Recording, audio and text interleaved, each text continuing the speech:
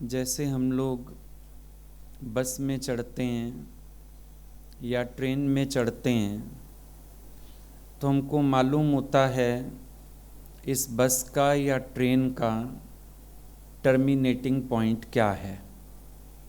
भाई कहाँ से बस चली है और कहाँ ख़त्म होगी, कहाँ से ट्रेन चली है और इसका आखिरी स्टेशन कौन सा होगा।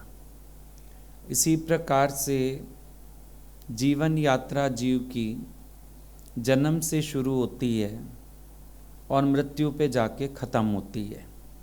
ये टर्मिनेटिंग पॉइंट है, लास्ट पॉइंट है, जीवन यात्रा का ये अंतिम पड़ाव है।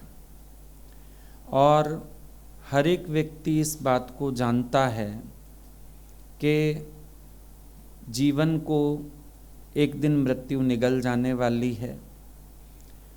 शरीर की ये चौथी अवस्था बचपन, जवानी, बुढ़ापा और अंतिम अवस्था मृत्यु है।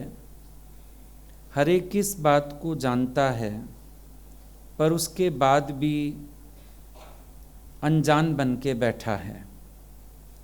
विचार नहीं करता है कि अगर ये लास्ट पड़ाव है, आखिर जीवन ऐसे ख़त्म होनी है, फिर इस जीवन का उद्देश्य क्या है, मेरे को इस जीवन में क्या करना चाहिए, कैसे मेरे कर्म होने चाहिए, कैसे मेरे विचार होने चाहिए, क्या मेरा पुरुषार्थ होना चाहिए। फिर इस बात की तरफ हमारा ध्यान जाना चाहिए, क्योंकि जो प्राणी गया, हम सब देखते हैं बाहर जो भौतिक पदार्थ इकट्ठे किए वो तो यहीं रह गए। देखा जो तन पे पड़े वस्त्र थे वो भी उतार लिए गए। देखा जो एक आधी अंगूठी चेन कुछ गले में थी वो भी उतार ली गई। जो घर के लोगों ने कृपा करके 2-4 शालें, नारियल, पतासा, फूल दे दिए, मसाणी ने वो भी उतार लिए। बाहर से तो खाली हाथ गया। नज़र आ रहा है सबको, सब देखते हो इस चीज़ को। अब एक विचार करके देखो कि जब संग कुछ चलेगा नहीं, हमारी सारी जिंदगी फिर क्या बटोरने में जा रही है। हम सारी जिंदगी क्या इकट्ठा करने के पीछे पड़ रहे हैं, मेरा मेरा बना रहे हैं। उन सब ने भी हाथ जोड़ दिए, सब ने कहा राम नाम संग है। घर की स्त्री है, बोला स्त्री की प्रीत कुछ नहीं, डरते ही मोकलावे। औरत को तो शमशान भी नहीं ले जाते, कहते हैं घर से ही हाथ जोड़ दो, बस हमारा तुम्हारा इतना साथ था। पुत्र पौत्रा की प्रीत भी कुछ नहीं, चौमुख आग लगावे। बड़ा प्यार करते हैं, बड़ा मन करता है बेटा पैदा हो जाए। बेटे की प्रीत कहाँ तक चली, शमशान में चारों तरफ से अग्नि दी उसने, चौमुख आग लगावे। धिया की प्रीत भी कुछ नहीं, परावा घर बसावे। बेटी हो गई वो फिर पराए घर बसाएगी जाके, तुम्हारे घर तो रहेगी नहीं। इसका मतलब जहाँ जहाँ हम मन रख के बैठते हैं, सच तो उसमें से कुछ भी ना हुआ। सच्ची प्रीत गुरु गोविंद की जो हरदम होत सहाय, सच्ची प्रीत एक परमात्मा की जो साथी बनी। बाकी तो जितने संगी साथी बनाए सारे साथ छोड़ गए। साथ सखा सब तज गए, कोई ना निभ्यो साथ। कह नानक इस विपद में एक टेक रघुनाथ। जब बीमारी आई, दुख आया, उस समय कौन साथ है? आईसीयू में पड़े हो, कौन साथ है? मृत्यु जैसा कष्ट आ गया, कौन साथ है? समझ में आता है साथी कोई भी नहीं है। फिर भी इंसान का सारा मन क्यों इस मोह ममता में रहता है? क्योंकि विचार नहीं करता है। अगर विचार करे तो फिर वो एक ऐसा सेंटर ढूंढे जहाँ वो अपने को एकाग्र करके और इन द्वंद्वों से उपराम हो सके। अभी जब तक श्वास बाकी होता है, हम सोचते हैं हमारे फ़र्ज, हमारे ड्यूटीज़, दुनिया में आए हैं, ये मज़ा ले लें, वो मज़ा ले लें, ऐसे ही सबका विचार रहता है। फ़र्ज ड्यूटीज़ संसारी की समझ में आते हैं, शायद हमको ग्रस्त बनाना है, बच्चों के शादी ब्याह करने हैं, कमाना है, यही एम बना के बैठते हैं। लेकिन काल एक झटका लगाता है, सारा कुछ छुड़ा लेता है। 1 मिनट नहीं लगता, सारा कुछ छूट जाता है। इतनी बड़ी माया ईश्वर ने रची, लेकिन असमर्थता इसमें डाल छोड़ी है। इस ईश्वर की माया में असमर्थता है। कैसे है? एक बार एक राजा के पेट में दर्द पड़ा। पेट में दर्द पड़ा तो बड़ा परेशान, वैद्य बुलवा भेजे बहुत सारे, आराम ही ना आए। आखिर में एक वैद्य आया। राजा उसको बोलता है, मेरा दर्द उतारो, मैं पूरा राज्य देने को तैयार हूं। वैद्य बहुत खिलखिला के हंसा, बोला कौन सा राज देना चाहते हो? तुम्हारे राज्य की कीमत एक दवा की पुड़िया है। मैं एक दवा की पुड़िया दूं, इस एवज में तुम मुझे पूरा राज्य देने को तैयार हो। असमर्थता देखो माया की। और ये असमर्थता आपने अपने जीवन में कई बार अनुभव कर ली होगी। कुछ काम नहीं आता।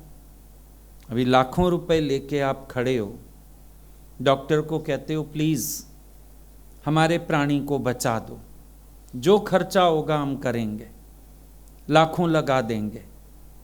डॉक्टर बाहर आके सिर्फ एक बात बोलता है, सॉरी। असमर्थ है ना माया। पैसा बहुत है, लड़की के लिए लड़का नहीं मिल रहा, नोटों से लगवा दो फेरे। असमर्थ है माया। बीमार हो, उठ नहीं पा रहे हो, पैसा लगाना चाहते हो, स्वास्थ्य नहीं मिल रहा है, मृत्यु से नहीं बच पा रहे हो, घर लेना है, घर नहीं मिल रहा, पैसे लेके घूम रहे हो। कितनी असमर्थ है माया, विचार करके देखो। जिसके पीछे भाग रहे हो। और परमात्मा उतना ही समर्थ है जिसका पीछा आप करते ही नहीं हो। वो कितना समर्थ है, होनी अनहोनी सब जिसके हाथ में है, जीवन मृत्यु सब जिसके हाथ में है, जिसका सुमिरन सर्व रोग का औखद नाम है। ग्रंथ साहब में लिखा, प्रभ कै सिमरन दुख ना संतापे, प्रभ कै सिमरन काल पर हरे, प्रभ कै सिमरन दुश्मन टरे, प्रभ के सिमरन भव ना व्यापे, प्रभ कै सिमरन सर्व सुख होवत। सिमरन की इतनी बढ़ाई कर दी गई। ऐसी सिमरन की महिमा है। जिसके नाम के सिमरन की इतनी महिमा है, वो खुद कितना महिमावान होगा, वो कितना समर्थ होगा। विचार करके देखो, जब आप सब तरफ से असमर्थ हो जाते हो, समर्थ परमात्मा को ही तो याद करते हो। वो खुद भी नहीं आता, उसकी याद मात्र, उसका सिमरन मात्र आपका दुख हर लेता है, आपको धीरज दे देता है, आपको शांति दे देता है, आपके बिगड़े काम बनने लगते हैं। सोचो वो समर्थ साईं कैसा है। इधर सबकी सामर्थ्य का विचार करते हो, ये डॉक्टर बड़ा स्पेशलिस्ट है, ये फलाना, ये नेता बड़ा पहुंचा हुआ है, सबकी सामर्थ्य का पता है। पर जो असल समर्थ साईं है, जिसकी सामर्थ्य सबके भीतर सामर्थ्य दे रही है, इस चीज को वॉच करना। जो भी सामर्थ्य जिसके पास है, उसको सामर्थ्य देने वाला कौन? बोला वैद कहे हों बड़ा, दारू मेरे वस, पर एह तो वस गोपाल के, जब भावे ले खस। अब ये परमात्मा की मौज, परमात्मा का हुक्म, वो चाहे किसी को देगा प्राण और वो किसी का प्राण हरेगा, ये उस मालिक की मर्जी है, कौन सवाल करेगा। बड़ा स्पेशलिस्ट भी खड़ा रहता है, परमात्मा प्राण हरने पे आए वो कुछ नहीं कर सकता। कभी तो हम लोग अफसोस में रहते हैं, हम हॉस्पिटल पहुंच जाते, पर पहुंच भी गए, काल के लिए नो एंट्री का बोर्ड थोड़ी है वहां। काल पहले से बैठा हुआ है, वो कहता आओ, मैंने तो मिलना ही यहीं पर था, मैंने प्राण यहीं हरने थे, आ जाओ। अपने आप ही आप प्राणी को लेके गए। आप सोच रहे हो मैं ठीक करने के लिए ले गया, और काल वहां पे इंतजार कर रहा है, आओ, मैंने तो यही जगह नियुक्त की हुई थी। अपने आप ही गाड़ी भर के गए, एक गाड़ी में पेशेंट ले गए, एक गाड़ी और पीछे गई, रिश्तेदार सारे, यानी खुद विदाई दे के आए ना। खेल देखो, परमात्मा की सामर्थ्य देखो। वहीं वो डॉक्टर खड़ा है जो अहंकार करता है घड़ी घड़ी, मैंने इतने पेशेंट ठीक कर दिए, मैंने ऐसा कर दिया। सामर्थ्य किसकी है? परमात्मा की सामर्थ्य है। किसी की सामर्थ्य काम नहीं करती है। अगर उसको प्राण हरने, तुम 50 लोग खड़े रहो, वो बीच से एक प्राणी उड़ा ले जाता है, तुम देखते रहो, क्या कर लोगे? और अगर वो किसी को रखने पे आए तो कैसे कैसे बचा लेता है। राखे राम तो मारे कौन, पर जब मारे ही राम तो राखे कौन। राम जी तीर लेके समुंदर किनारे बैठे थे, तीर ऐसे गाड़ा रेत में, बाहर निकाला, खून से सना हुआ, फटाफट रेत हटाई, क्या है नीचे? नीचे गिलहरी थी। अरे तू बोली नहीं, तेरे को तीर लग गया। कहती है जब लोग मारते हैं तो आपके नाम का आश्रय लेती हूं, अब जब आप ही मार रहे हो तो पुकारती किसको? तब ये बात बनी, राखे राम तो मारे कौन, मारे राम तो राखे कौन। सामर्थ्य तो परमात्मा की है, किसी और की सामर्थ्य काम नहीं आती है।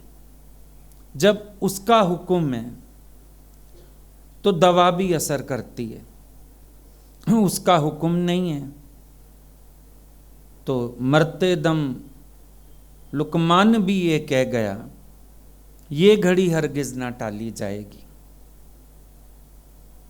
अब जब इतनी असमर्थता माया में कि लाखों होते हुए आपको एक श्वास उधार नहीं मिल सकती है, दवा दारू डॉक्टर सब अफोर्ड करते हो, रोग नहीं उतरना है तो नहीं उतरता है।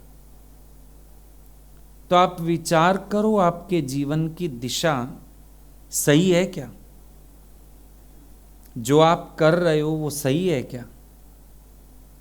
संगी साथी बनाए, कौन बना?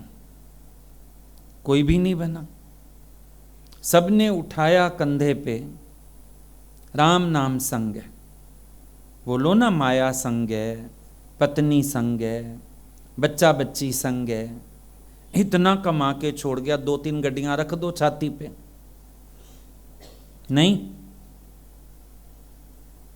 क्या लेके गए संसार से? जैसे आए वैसे गए। बच्चा नगन आता है, जाती बार प्राणी नगन जाता है। जैसे आए वैसे गए। कितना परम प्यारा क्यों ना हो, कुछ नहीं दे सकते। और देना भी चाहो, चलो सोने की सीढ़ी और ये वो देना भी चाहो, प्राणी ले जाता नहीं। जिस दिन अस्थियां चुनने जाते हो, मसाणी हाथ मार के पहले निकाल लेता है, वो उसकी हो गई। नहीं चालस तेरे साथ धना, रे तू क्यों लिपटा है मूर्ख मना। धन खाली पैसे को मत समझना। नहीं चालस तेरे साथ धना, यानी जिस जिस चीज को मेरा बनाया, सबसे पहले तो इसने धोखा दिया। सारी जिंदगी शरीर को बहुत प्यार किया, इसकी मैं से ही बड़ा प्यार किया। सबसे पहले यही धोखा देती है। जो तन संग में उपजया, वो भी संगी नहीं होया। आया था ना जन्म के समय साथ, जाते वक्त ये यहीं रह गया। प्राणी आगे यात्रा पे निकल गया, ये यहीं का यहीं रह गया। इसको जला दिया गया, इसकी अस्थियों को हरिद्वार में बहा दिया गया। 5 तत्वों से ये पिंड बना था, 5 तत्वों में विलीन कर दिया गया। बाकी क्या चला साथ? तेरी कर्म कहानी। संग क्या चला? जो तुमने नाम कमाई करी। कवच कौन बना? जो तूने सुमरन किया। देखो, रहते सब हैं संसार में, ज्ञानी भी अज्ञानी भी, सब रहते हैं। और देह धरे का दंड भी सबके सामने आता है। दुख सुख आते हैं ना शरीर पर, ज्ञानियों के शरीर पर भी आते हैं। दुख भी आता है, बीमारी भी आती है, तकलीफ भी आती है। लेकिन एक अंतर देखना, जिनके पास सुमरन का सहारा होता है, नाम वाले, हमारे प्रेम जी बहुत सुंदर भजन गाते हैं, नाम वाले सुखाले रहंदे ने, है ना। भजन वाले सुखाले रहंदे ने, बां धर के सिराने सौ जांदे ने। क्या जीवन में परिस्थितियां नहीं आई, दुख नहीं आए, पीड़ा नहीं आई? कैसा कैसा समय देखा, पर फिर भी हिम्मत हारी, क्योंकि उनके पास सुमरन का सहारा है। रहे वहीं, बल्कि जो टूट रहे होते हैं, बिखर रहे होते हैं, ऐसा व्यक्ति उनको भी संभाल लेता है, सबका सहारा बनता है, धीरज रखता है, सबको प्रेम से बांधता है,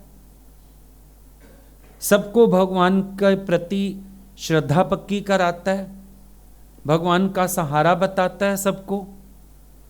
तो सुमरन क्या बन गया? कवच बन गया। ऐसा थोड़ी उनके पास हालतें नहीं आती हैं। शायद सांसारिक दृष्टि से देखो तो हालतें बहुत अधिक होती हैं। शरीर के कर्म भी कभी कभी ऐसे होते हैं, बहुत सेवा देनी पड़ती है, बहुत शरीर को चलाना पड़ता है। जो सेवा लेने का समय होता है उसमें भी सेवा देनी पड़ती है, ऐसा भी समय देखते हैं। लेकिन सुमरन इतना बड़ा कवच बन जाता है, चेहरे पे शिकन नहीं आती, जबान शिकायत नहीं करती, शुक्र करती है, थैंकफुल रहते हैं। कवच है ना ये। कुछ होने में नहीं होने में, हाय और वाह दो चीजें नहीं है, उनके पास केवल वाह होती है। हाय का तो कोई मतलब ही नहीं है, हाय हाय क्यों करनी है। ये क्यों कहना है भगवान, ये क्यों किया, वो क्यों किया, पर कहना है शुक्र है। जय विद राखे राम, ये सुमिरन कवच का काम करता है। जिसने सिमरन किया, गुरु का संरक्षण प्राप्त किया, जिसने गुरु के संग बैठ के ज्ञान की समझ धारण कर ली, उसका मन निर्मल, वाणी निर्मल, हृदय पवित्र, रोम रोम प्रकाशित और पूरा आचरण विवेक सहित, ज्ञान सहित। ये प्रत्यक्ष फल हम लोग देखते हैं, भक्ति का कहो, सिमरन का कहो, ये प्रत्यक्ष फल है। अब जब आंखें अंधी हैं ना अज्ञान करके, माया के प्रत्यक्ष सुख सबको नजर आते हैं। भाई माया में सुख है, देखो ये वाला सुख है, ये वाला सुख है, सारी सुख देख के ही तो बावरे हुए जा रहे हैं। देखा पागल सब संसार, किसके पीछे पागल हैं? सुख के पीछे पागल हैं सारे। और क्यों है सुख के पीछे पागल? इसका कारण अच्छा है, सुख स्वरूप है, आनंद स्वरूप है हमारा। ईश्वर आनंद स्वरूप है, हम उसकी संतान हैं, हम भी आनंद स्वरूप हैं। इसीलिए हमें भी सुख आनंद की तलाश रहती है। भगवान के मंदिर भी जाते हो, सुख आनंद मांगते हो, महापुरुषों से भी मांगते हो। अंतर क्या है? सुख आनंद मांगने की चीज नहीं है, वो पहले से प्राप्त है, अंदर झांकने की जरूरत है। लेकिन सब अंदर के सुख को अंदर ना तलाश करके बाहर समझते हैं और भागते रहते हैं, दौड़ लगाते हैं, खूब दौड़ लगाते हैं, यहां सुख मिले, यहां सुख मिले, यहां सुख मिले, और सुख हाथ ना आया। सुख के खातिर जोड़ी माया, सुख तो हाथ ना आया। जै कारण सुख उपज्यो मन में, सो ठाकर बिसराया। जो सुख का केंद्र है परमात्मा, वो विसार दिया, वो भूल गया, और सुख की खातिर माया जोड़ ली, खाली रह गए। भगवान के भगत को नित्य सुख प्राप्त होता है, जिस सुख के लिए उसको बाहर के माया का आश्रय नहीं होता। कि बाहर की माया का आश्रय हो तो मैं सुख हूं, नहीं, मैं तो आप ही सुख स्वरूप हूं। बाहर से कुछ होने ना होने में मेरे सुख में बाधा नहीं पैदा होती है। मेरे को तो पहले से ही प्राप्त है सुख, मैं तो पहले से ही सुख रूप हूं, मैं तो पहले ही आनंद रूप हूं। मुझे बाहर किसी सुख को तलाश करने की आवश्यकता नहीं है। भक्त के पास ऐसा आश्रय है, जैसे शुगर पेशेंट्स होते हैं ना, कई तो एडजस्ट कर लेते हैं फीके से, कई फीका नहीं खा पाते, नहीं चाय पी पाते, वो अपनी जेब में रखते हैं वो गोलियां शुगर फ्री वाली, या लिक्विड रखते हैं, पॉकेट में रखते हैं अपनी। जहां पहुंचते फीकी चाय देना, फीकी, फिर उसमें अपनी एक गोली मिला ली, चाय मीठी करके पी ली। भगवान के भक्त के पास अपने नित्य सुख की डिब्बी हमेशा रहती है। हालत कोई भी हो, वो अपना मिलाता है सुख उसमें और मौज में आ जाता है, आनंद में आ जाता है। रस स्वयं का पीता हूं, बाहर से रस की तलाश नहीं है। बाहर जो कुछ है सब एक दिन जाएगा। समझो आज कोई ओहदा मिला, नेचुरली कल छिन जाएगा। कल कोई नेता था, आज तो एक्स हो गया, हट गया ना। गद्दी मिली, छिन जाएगी। सुख मिले, छिन जाएंगे। अच्छा, सुख नहीं छिने, हमारी सामर्थ्य नहीं रहती सुख लेने की। चलो सुख तो बरकरार हैं, अभी हलवा पूड़ी सब बना हुआ है, ना दांत है ना आंत है सहने वाली। पहले तो दांत नहीं है जो चबाएं, चलो दांत का सेट लगवा लो नकली, चबाओ। आंत भी तो गुजारा कर पाए। जो लोग दांत लगवा भी लेते हैं, फिर आंत कहां से नहीं लाएंगे? डाइजेशन पावर तो कम हो गया। अब सुख पदार्थ तो वही है, भोजन सामग्री वही है, लेकिन पेट नहीं सहता। खा लो तो बेचैनी, वॉमिटिंग, पेट खराब। पर वो जो स्वादिष्ट खाने की प्रीति होती है, वासना होती है, बुढ़ापे तक इंसान को बड़ा भटकाती है। धन पदार्थ वही हैं। अब कई लोगों की एज बढ़ गई, सेट तो सोने के, डायमंड के सब पड़े हुए हैं, पहनो। बूढ़ी घोड़ी लाल लगाम, अब बहुओं को दो। धन पदार्थ तो है, इस्तेमाल नहीं कर सकते, पागल लगोगे। बहुत ब्यूटीफुल लहंगा पड़ा है, साड़ी पड़ी है, शादी के समय का जोड़ा है, अब क्या करोगे? धन पदार्थ अगर बने भी रहे, हम समर्थ नहीं रहते उसके लिए। और वैसे तो परिवर्तन संसार का नियम है, जो आज है वो कल जा भी सकता है, हमेशा रहेगा नहीं। सदा न संग सहेलियां, सदा न काले केश, सदा न इस जग जीवना, सदा न राजाई वेश। हमेशा रहने वाला क्या है? या तू इनको छोड़ जाएगा या ये तेरे को छोड़ जाएंगे, एक दिन तो होगा।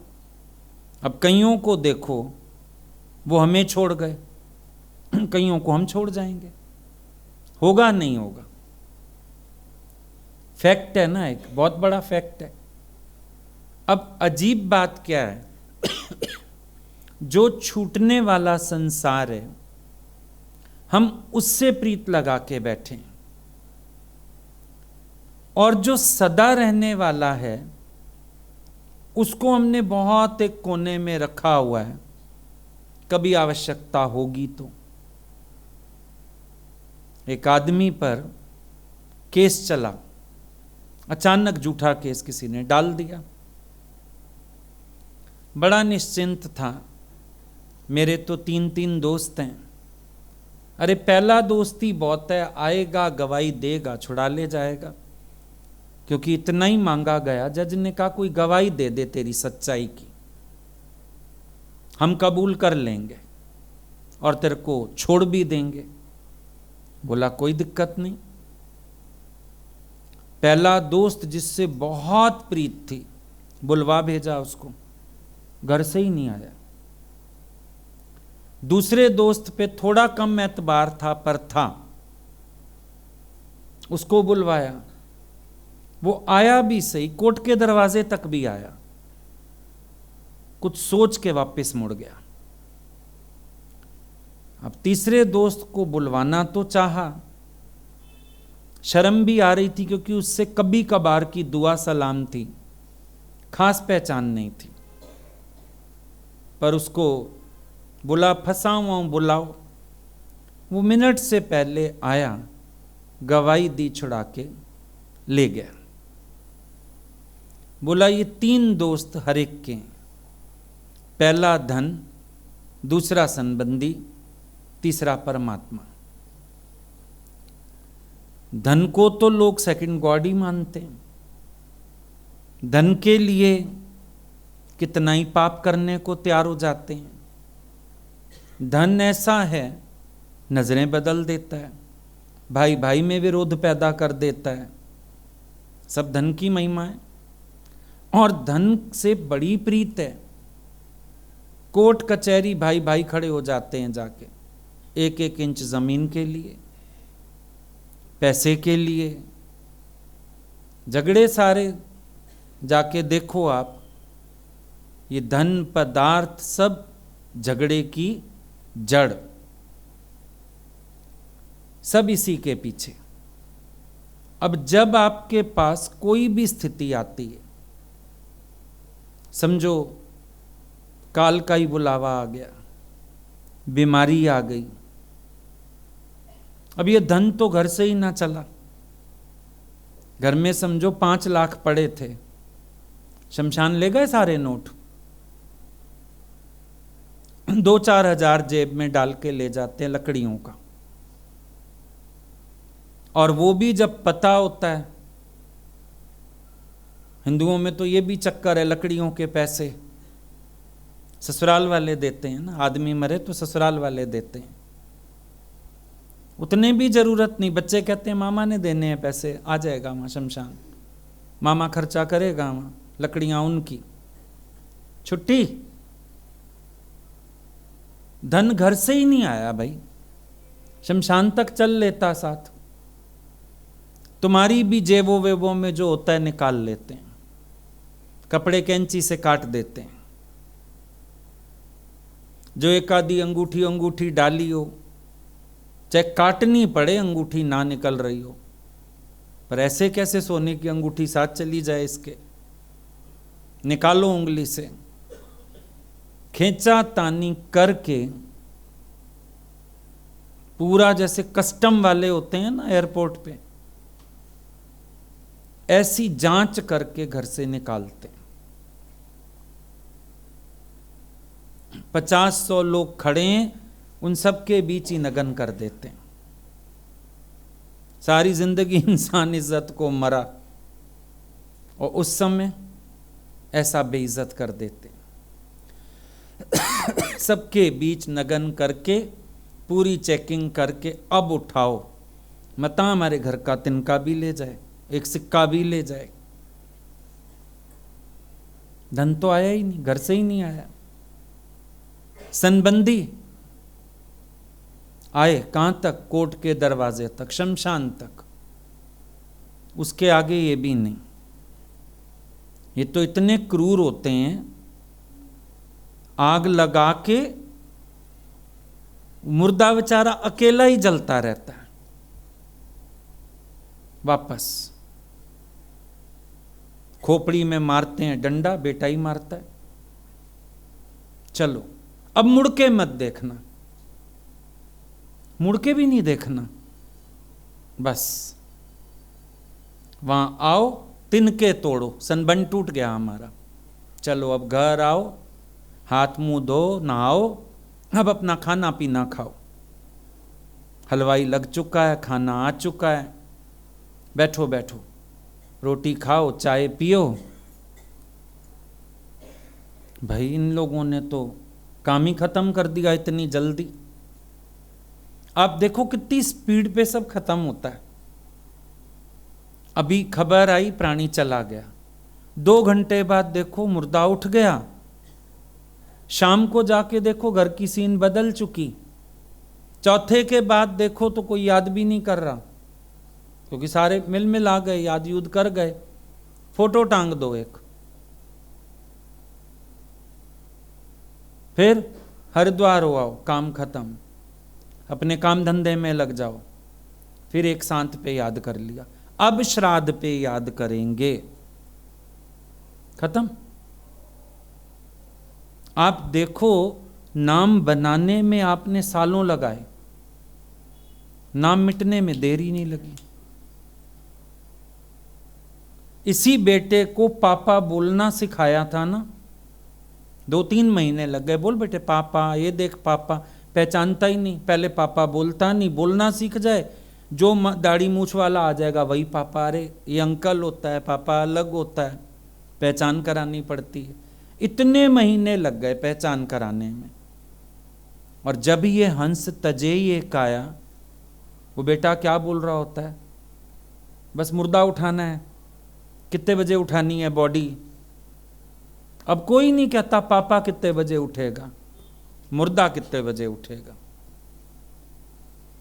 पहचान बनाने में इतना वक्त लगता है, मिटने में देरी नहीं लगती। बैंक बैलेंस बनाने में कितना वक्त लगा, 1 मिनट, एक सर्टिफिकेट देंगे, डेथ सर्टिफिकेट, तुम्हारे नाम से बीवी के नाम गया।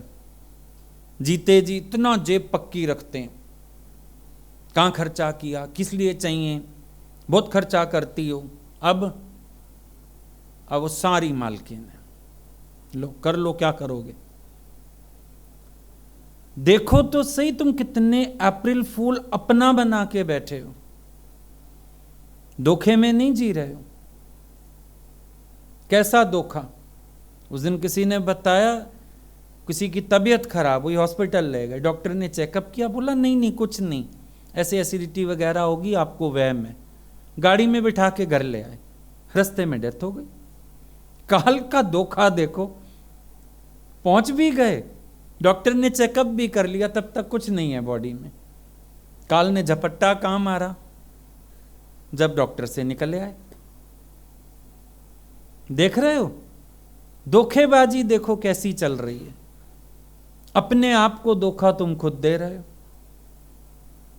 जो साथ नहीं चलना वो बटोरते जा रहे हो, इकट्ठा कर रहे हो। अच्छा, ऐसे प्राइवेसी पसंद आती है हस्बैंड वाइफ को ना, प्राइवेसी पसंद आती है। अकेले हों, अकेले घूमने जाएं, अकेले हनीमून पे जाएं, बड़े खुश होते हैं। और जब ये हंस तजे ये काया, प्रेत प्रेत कर भागी। अब मुर्दे के पास अकेले बैठ जाओ ना, 4 रिश्तेदार इकट्ठे करो, सारे मिलके बैठो भाई, वही तो है आदमी ना। अब डर लगता है, अब प्रेत लगता है। विचार करके देखो कितने धोखे में जी रहे हो। मेरा है कोई तेरा, कोई भी नहीं है। दशरथ जी का शरीर शांत हुआ, 3 रानियां रो रही हैं बैठ के, कौशल्या, सुमित्रा, कैकेयी, सब रो रही हैं। वशिष्ठ मुनि को खबर मिली, वो भी आ गए। आके कहते हैं क्यों रो रही हो। सब मुंह देखने लगे, दिख नहीं रहा दशरथ जी मर गए हैं, ये कोई प्रश्न है पूछने का, क्यों रो रही हो। बोला जिसको तुम दशरथ कहती थी वो तो सामने पड़ा। जिसको तुम दशरथ कहती थी वो तो सामने पड़ा। आत्मा अमर है, शरीर अभी तुमने उठाया नहीं, पड़ा हुआ है, तुम तो इसी को दशरथ कहती थी। रो किस लिए रही हो पता है। बोला किस लिए रो रहे हैं। बोला तुम रो रही हो इससे मिलने वाले सुखों के कारण। प्राणी को कोई नहीं रोता, प्राणी से मिलने वाले सुखों को हम रोते हैं। देखो जब हम रोते हैं क्या याद करते हैं, ये थे तो ये करते थे, ये थे तो वो करते थे। सुख याद कर करके रोते हैं प्राणी के। यानी हम इतने स्वार्थी हैं, हमें पता नहीं चलता हमारे प्यार का आधार क्या है। संतों ने इसी स्वार्थ वाले प्यार को मोह कहा है। भाई तुम मोह के अधीन हो। मोह है क्या। जिस प्यार का आधार स्वार्थ होता है उसको मोह कहते हैं। स्वार्थ लाग करें सब प्रीति, सुर नर मुनि की यही रीति। सब स्वार्थ से प्यार करते हैं। हर एक अपने स्वार्थ को पहले सोचता है, कोई किसी को नहीं रोता। और अगर जीते जी स्वार्थ निकल जाए तो व्यक्ति के जाने का फर्क भी नहीं पड़ता। आप देखो एक व्यक्ति जाता है, अब जिसका जितना स्वार्थ का संबंध ज्यादा है उसका दुख उतना ज्यादा है। भाई पति के साथ पत्नी का स्वार्थ का संबंध ज्यादा है, जो दुख उसको है वो और किसी को नहीं है। उसके बाद जो दुख बच्चों को है वो और रिश्तेदारों को नहीं है। जो दुख भाई बहनों को है वो पड़ोसियों को नहीं है। जो पड़ोसियों को है वो और मोहल्ले वालों को नहीं है। ऐसा ही होता है। सबके दुख की मात्रा बटी हुई है। भाई स्त्री अकेली हो गई, उसका दुख सबसे बड़ा, क्योंकि उसका वही सहारा था। बच्चों का दुख है, पर फिर भी उनके पास अपनी अपनी लाइफ, अपनी अपनी गृहस्थी, फिर बिजी हो जाते हैं। भाई बहन आए, रोए, दुखी हुए, पर फिर अपने अपने में बिजी सारे। देखा, जितना जितना स्वार्थ के संबंध कम, उतना दुख कम। कोई दुश्मन है, वो तो फिर खुशी हो जाता है, अच्छा हुआ मेरे साथ ऐसे करता था। उसके लिए तो दुख वाली हालत ही सुख वाली हो गई है। कैसे? इसका मतलब इंसान स्वार्थ से बंधे हुए हैं। कोई किसी से नहीं बंधा हुआ, हर कोई स्वार्थ से बंधा हुआ है। और तभी आप देखो हम लोग भाषा कैसी बोलते हैं। जब एक दूसरे को धीरज देना हो तो हम भाषा कैसी बोलते हैं। भाई बच्चे के पास जाएंगे, कोई नहीं बेटे, मैं भी तेरे बाप जैसा हूं, मैं तेरा ध्यान रखूंगा। हम भाषा भी ऐसी बोलते हैं, मैं तेरा ध्यान रखूंगा। उसको ये लग रहा है मेरा ध्यान कौन रखेगा, मैं किससे पूछूंगा, मैं ध्यान रखूंगा। कोई चाचा, कोई मामा, कोई बड़ा होके ना उस समय सब संभाल लेता है। फिर लगता है शायद अब ये हमारे बड़े हैं, हम इनके सहारे चलेंगे, मन को धीरज आना शुरू हो जाता है। लेकिन गलती क्या करते हैं, एक स्वार्थ से दूसरा स्वार्थ पकड़ते हैं। संत कहते हैं नहीं, एक आश्रय टूटता है, तुम परमात्मा का आश्रय पकड़ लो। बन बन के सहारे टूटते हैं, ये रस्म पुरानी है जग की। पर जो टूटे कभी और छूटे ना, वो तेरा सहारा काफी है। परमात्मा तेरा वो सहारा जो टूटता भी नहीं और छूटता भी नहीं, वो सहारा काफी है। क्यों ऐसा सहारा पकड़ूं जो आज सहारा बने और कल मुझे ही पंगु बना के निकल जाए। निकलेगा तो सही, हमेशा तो मेरा बनेगा नहीं। तो बेहतर है मैं ऐसा सहारा पकड़ूं। अब संसार में आप लोग हर चीज ड्यूरेबल ढूंढते हो। देखो कपड़ा लेने जाते हो, हाथ लगा लगा देखते हो, ड्यूरेबल हो, चलेगा। ये ना हो इतना महीन ले लें, ऐसा ले लें 4 दिन में फटा पड़ा हो। क्रॉकरी लेते हो, कुछ लेते हो, ड्यूरेबिलिटी, गारंटी, वारंटी, कितना कुछ पूछ पूछ के दुकानदार का दिमाग ही खराब कर दो। फिर जिन सुखों का आश्रय लेते हो, जिन प्राणियों का आश्रय लेते हो, जिनको अपना सहारा बनाते हो, कभी जरा देखा तो करो ड्यूरेबिलिटी कितनी ड्यूरेबिलिटी है। बड़ा सुंदर गुलाब का फूल खिला हुआ था, ओस की बूंद गिरी, गुलाब के फूल को कहती है संभालना, मैं आ रही हूं। लेकिन जब तक वो पहुंचती, गुलाब खुद ही मुरझा के गिर गया। बस जाते जाते एक अफसोस शब्द बोल गया, अफसोस, मैं कुछ नहीं कर पाया तेरे लिए। हम जो सहारे बनाते हैं, आश्रय ढूंढते हैं, एक बार देख तो लें, हम उनका सहारा ढूंढते हैं जो खुद सहारे के लिए लाचार हैं, मोहताज हैं। अब एक व्यक्ति खुद बैसाखी से चलता हो, आप बोलो भाई मेरा हाथ पकड़ के सहारा दे दे, तो आपको बेवकूफ कहा जाएगा। ऐसे का सहारा पकड़ रहे हो जिसको खुद सहारे की जरूरत है। अब संसार में क्या है, सारे खुद मजबूर, सारे खुद ही सहारा ढूंढते फिर रहे हैं। सब एक दूसरे के सहारे गाड़ी चला रहे हैं और आप उनका सहारा ले रहे हो। और जिनका सहारा आप ले रहे हो ना, वो आपका सहारा ले रहे हैं।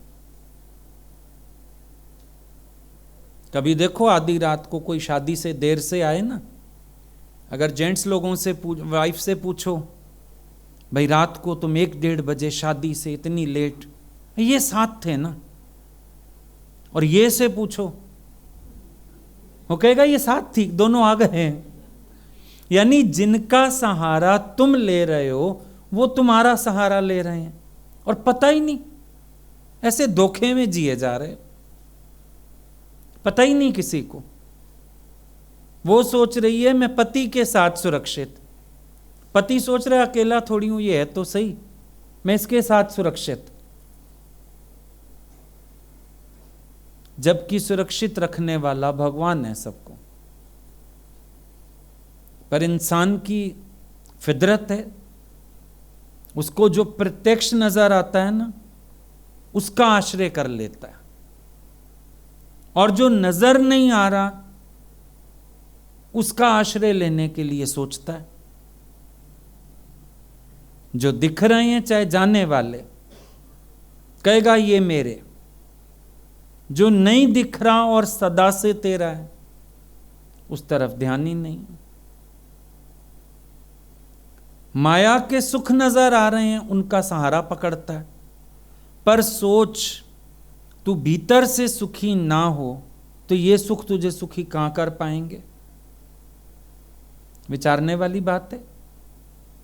अगर हम अंदर से ठीक नहीं हैं, बाहर कैसा भी सुख होए, हिल स्टेशन क्यों ना चले जाओ, फॉरेन क्यों ना चले जाओ, अगर आपकी तबीयत खराब हो गई, आपको क्या मजा? कोई मजा नहीं। जब अंदर वाला सुखी है, घर सुख वस्या, नानक जी कहते हैं घर सुख वस्या ता बाहर सुख होया। अगर कोई घर में सुखी है, आप सोचते हो घर माना जिस घर में ये शरीर रहता है, वो वाला घर नहीं, भीतर वाले घर की बात करते हैं। घर सुख वस्या ता बाहर सुख होया। बहुत सुख है फिर बाहर।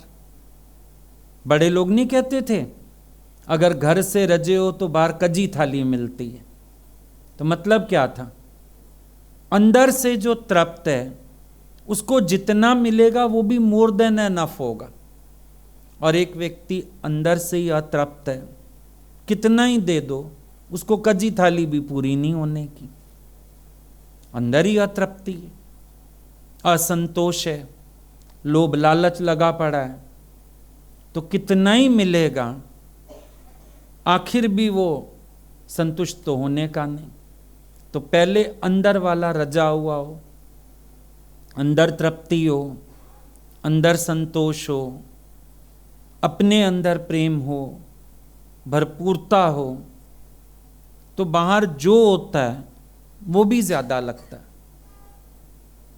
हमारे गीता भगवान को उनके गुरु ने भेजा कहीं, लौट के आए तो उन्होंने पूछा, अगले ने आओ भगत की, पूछा भगवान पापड़ खिलाया, पानी पिलाया, ठंडा पानी ले आए फ्रिज का, मतलब अगले ने पापड़ और पानी दिया था खाली।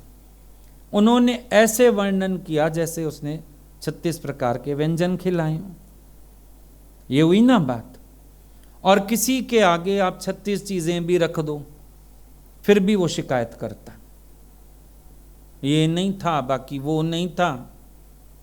कई जगह शादी होती है तो लड़के वाले क्या कहते हैं, जिन्होंने बेटी दी उन्होंने सब कुछ दिया, किसी बात का नाम ही नहीं रखते हो, कम था, ज़्यादा था, ये देना चाहिए था, वो नहीं देना चाहिए था। कहते हैं जिसने बेटी दी सब दिया। रजे हुए हैं ना, उनके घर बच्चा भी अच्छा एडजस्ट होता है। क्यों एडजस्ट होता है? क्योंकि अगलों की कोई मांग ही नहीं। जो बच्चा आता है घर में वो भी एडजस्ट हो जाता है। और जिनके अपने घर भरे पूरे भी हों फिर भी लोभ हो, वो कितने ही अच्छे स्वागत से भी परेशान, कितना ही मिल जाए तो भी ताना तुनका, हमारी इज्जत नहीं हुई, हमारा फलान नहीं हुआ, हमारा ये नहीं हुआ। तो बड़े ठीक कहते थे, घरों होवे रज्जी तब बार मिले कज्जी। जो घर से रजा हुआ है उसको बाहर से जो मिलता है कजा हुआ। करवा चौथ पे आप क्या करते हो? जब आपकी बहू पूज के आती है जाते हैं ना पार्क में वो कथा सुनने, तो जब वो देने लगती है आके मनसा हुआ सामान, तो सास पहले उसको कजती है अपने पल्ले से, फिर लेती है कि जो मेरे बच्चों ने दिया है बहुत ज़्यादा है, और दुनिया ना देखे, कज के लेती है, अपने घर की इज्जत कजती है ना। तो आप देखना, जो ईश्वर की तरफ से मिलता है, जब अंदर वाला रजा हुआ है ना, वो उसको कज लेता है। भाई कैसे कजता है? समझो कोई प्राणी चला गया, ये नहीं कहता क्यों चला गया, शुक्र है इतना साथ तो दिया, कजना हो गया। भगवान के किए को भी कजो ना, शुक्र है इतना साथ तो दिया, शुक्र है बच्चे बड़े हो गए, शुक्र है शादी हो गई, शुक्र करने लगे तो शुक्र है घर बन गया, शुक्र है ये हो गया। बहुत सारी चीजें हैं ना कजने के लिए, जिसको हम शुक्राना मानना कहते हैं, कजना ही तो हो गया। और अज्ञानी मूर्ख व्यक्ति क्या करता है? भगवान के पर्दे उघेड़ता है। मूर्ख आदमी भगवान, घर के लोगों की कजते हो और भगवान के पर्दे उघाड़ते हो। भगवान के पर्दे कजो। वैसे तो कजने वाले तुम हो कोई नहीं, अपनी संतुष्टि के लिए उसका पर्दा कजना आना चाहिए ना, कि मेहरबान जो कुछ दिया, अच्छा किया, शुक्रिया। शिकायत क्यों? उलाना क्यों? दुखी होना क्यों? कईयों को तो इतना भी नहीं मिलता। शुक्र है भाई हमें इतना तो मिला। कईयों के साथ तो इससे भी वर्स्ट होता है, शुक्र है वो तो नहीं हुआ।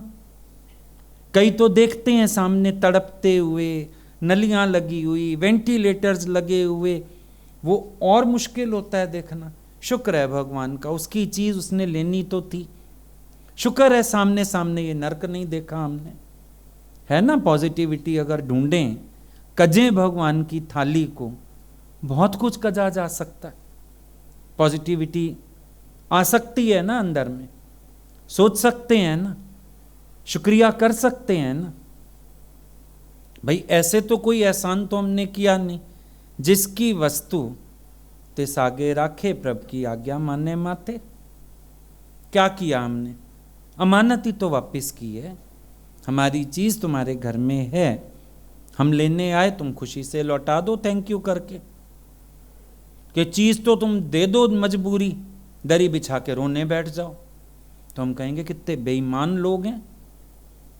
तो जब ऐसे समय में तुम शोर करते हैं, रोते हैं, भगवान को लहने देते हैं, बेईमान हुए ना। तेरा तो कुछ नहीं ले गया, अपनी अमानत गर कुछ वर्षा ले। अज्ञानी मन तू रोष करे? करना चाहिए तुम्हें रोष? नहीं करना चाहिए। एक भी ना देवे 10 भी हर लेवे, तो मुड़ा तो क्या करे।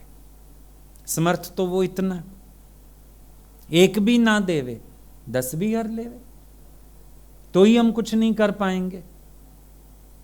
तो शुक्र है ना, अभी तो बहुत हिसाब किताब बैलेंस्ड है। तो धन्यवाद निर्विवाद बार बार कहिए, और जई विधि राखे राम तई विधि रहिए।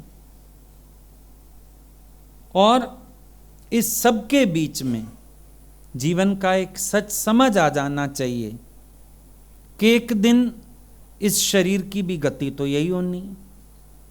आज तुम किसी का फोटो लगा के बैठे हैं, एक दिन तुम्हारा फोटो भी कोई लगा के बैठा ही होगा, तुम्हारी फोटो पे भी एक दिन हार चढ़ा ही होगा। अब ये सोच लो कि जीवन का वो अंतिम पड़ाव आने से पहले, तन की मृत्यु आने से पहले मन की मृत्यु आ जाए तो मोक्ष हो जाएगा। तन की मृत्यु आने से पहले वो कर लो जिसके लिए ये नर्तन मिला है।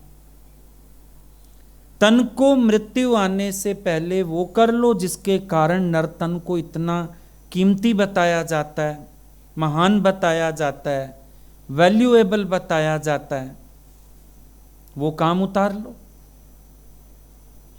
जाने वाले को तो तुम रो लो, कुछ कर लो, उसके लिए कुछ नहीं है, सारा कुछ अपनी मानसिक संतुष्टि के लिए। जाने वाला तो चला गया, चाहे तुम यज्ञ कर लो, लंगर कर लो, भंडारे कर लो, श्राद्ध कर लो, तुम्हारी संतुष्टि है। वो तो ले गया जो ले जाना था, उसकी जो सेवा हो गई, जो वो संतुष्ट था, जो वो तुमसे खुश था, वो तो वही ले गया। अब तो जो कर रहे हो अपने लिए कर रहे हो। शर्म आती है ना, ऐसे इतना रख लें किसी का, भाई उसके एवज में कुछ कर दें। इतना सारा प्राणी छोड़ जाता है तो शर्म आती है, तो लगता है थोड़ा उसके नाम पे खर्च कर दें।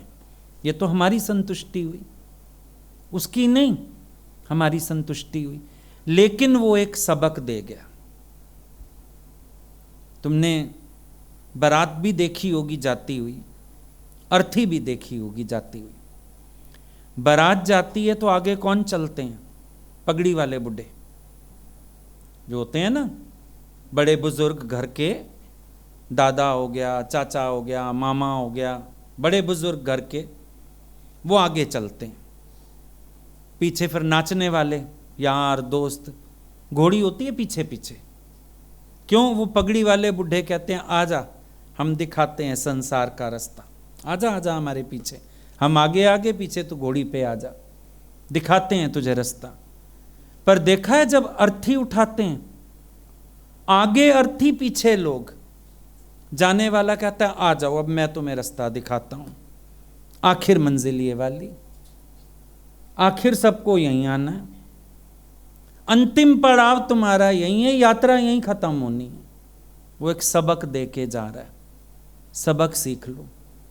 और एक बात सोचो, अगर हर वक्त ये याद रहे कि ये शरीर जाने वाला है, जैसे प्रभाती तारा अचानक गायब होता है, त्यों ये खिसे शरीर।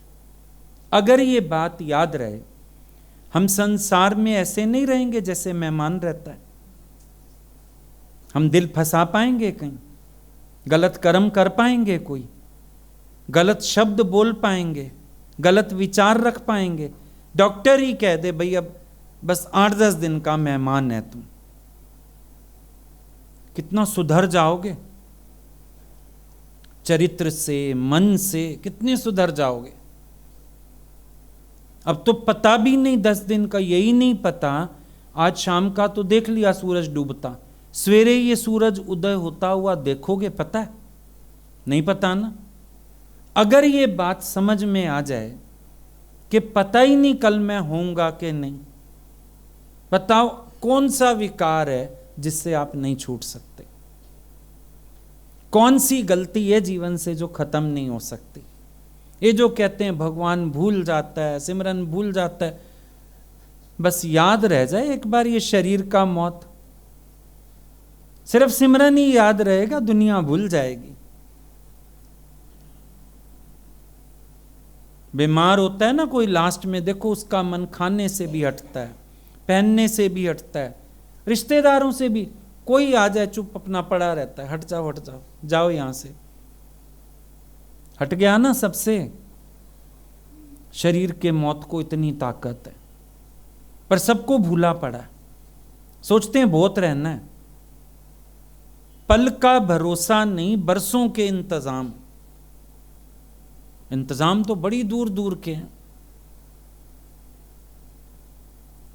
एफडियां 5 साल की, 10 साल की, पता तुम्हें ये नहीं 5 सेकंड भी हो के नहीं, अगले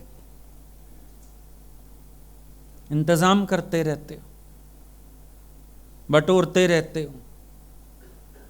पता ये भी नहीं ये तन के वस्त्र पहने हुए भी खुद उतारोगे या लोग कैंची से काटेंगे इनको, अलमारियां भरी पड़ी हैं। लोभ लालच है। तो जाने वाले के लिए मत रो, अपने लिए रो,